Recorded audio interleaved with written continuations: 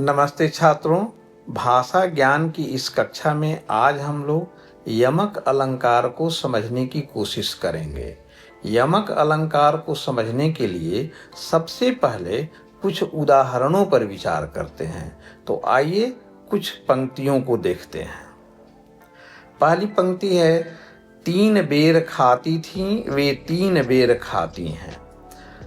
यह उस समय की कविता है कि जब पार्वती जंगल में तपस्या करने चली गई थीं, और उन्हीं के संदर्भ में कवि कहते हैं कि जब पार्वती अपने घर पर थीं, अपनी माता पिता के साथ थीं, तो वे दिन भर में तीन बेर खाती थीं, यानी कि 3 टाइम खाती थीं।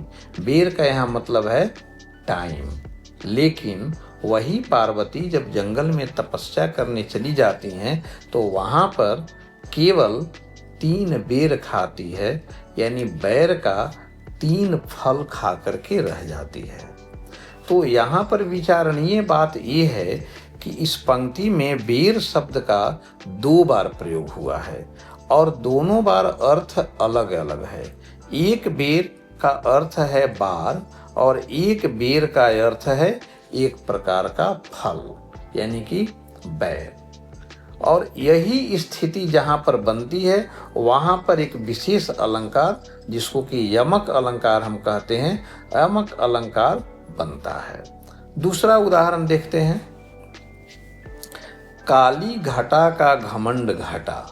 यहाँ पर देख रहे हैं, अर्थ है इसका कि काले काले जो बादल हैं उसका घमंड घट गया है। यहाँ पर भी घटा शब्द का 2 बार प्रयोग किया गया है, और एक घटा का अर्थ है बादल और दूसरी बार जो घटा का प्रयोग किया गया है उसका अर्थ है घट जाना या कम हो जाना। तो यहाँ पर भी पहले पंक्ति की तरह ही हमें देखने को मिलता है कि एक शब्द है, 2 बार प्रयोग हुआ है और दोनों बार उसका अर्थ अलग अलग है, और यही स्थिति यमक अलंकार का परिचायक है। एक और उदाहरण देखते हैं और स्पष्ट होगा कि माला फेरत जुग भया मिटा न मन का फेर, कर का मन का डारी दे मन का फेर। यहाँ पर कवि कहते हैं कि माला फेरते फेरते, भगवान का नाम लेते लेते तो युग बीत गया, बहुत साल बीत गए, लेकिन मन का जो फेर है, यानी मन के में जो लोभ है, लालच है, ईर्ष्या है, क्रोध है, वो नहीं मिटा।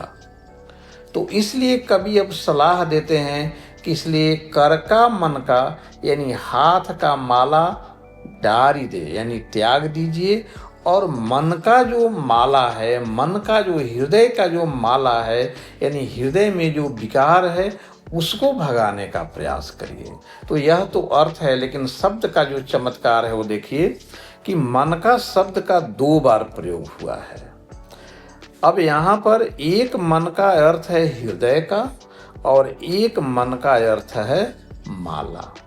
तो इस चौपाई में, इस दोहे में भी हम देखते हैं कि एक शब्द का 2 बार प्रयोग हुआ और दोनों बार उसका अर्थ अलग अलग रहा, और यही स्थिति यमक अलंकार को परिलक्षित करती है।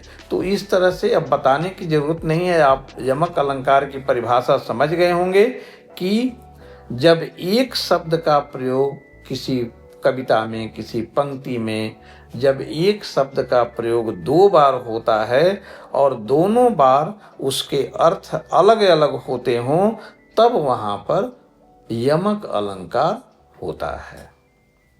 धन्यवाद।